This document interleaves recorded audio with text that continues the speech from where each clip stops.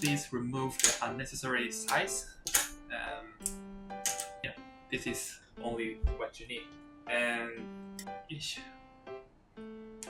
insert this 3-pin cable like this, and we'll fix this PCB here. So please use the smallest screws in the set.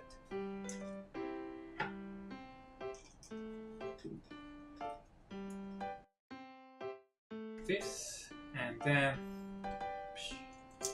pull the cord outside the frame like this.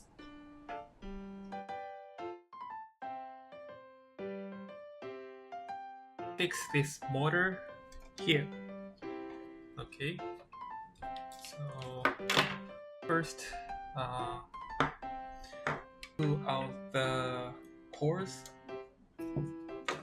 like this, and then fasten the screws like this. Please use the biggest screws in the screw set. These are M4 screws. Okay.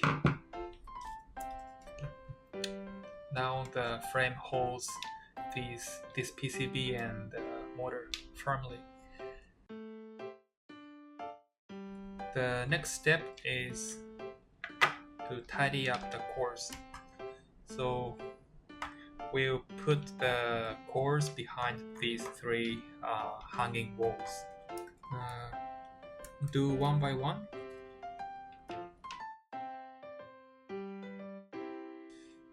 And then it's better to use a tape.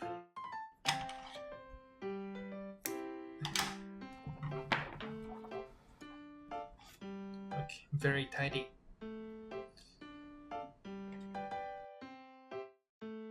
The follower PCB. So please remove the size. And we'll place this here.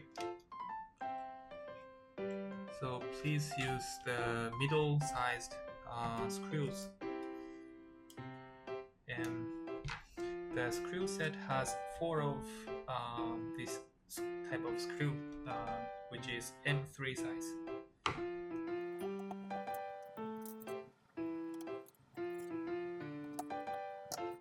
Okay, and next, insert the 3-pin connector like this, and the 5-pin connector like this.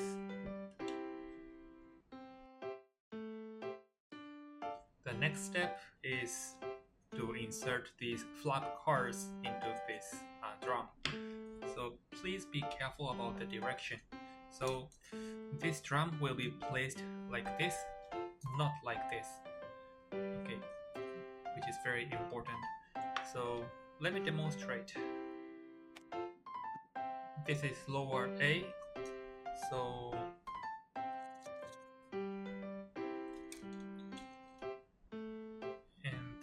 upper A, and on the back side of the upper A is the lower B, and this is the upper B card. So insert.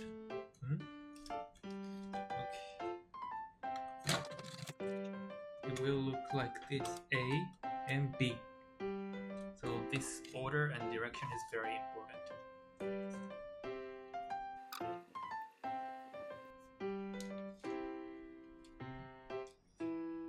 Okay, so this is a tricky part. So this card has 2 dots on the front and the back.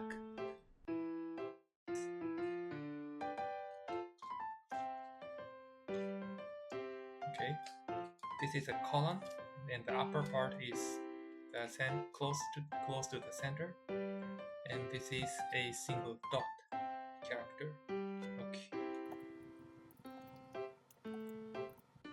Okay, finished. Well, please insert this drum into the shaft of the motor. like this, and check if the characters are ordered correctly. So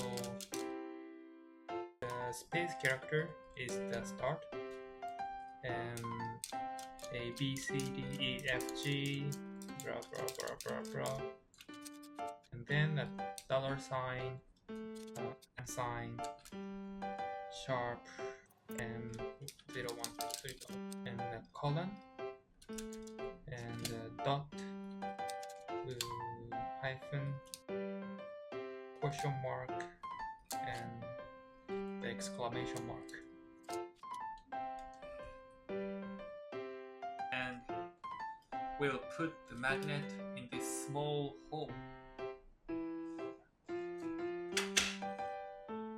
And we'll use this instant glue. So first, we fill the hole with this glue, and then insert the magnet. Oops. Be careful.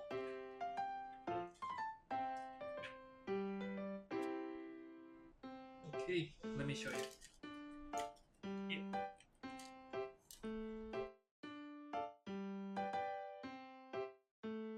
A jumper cap.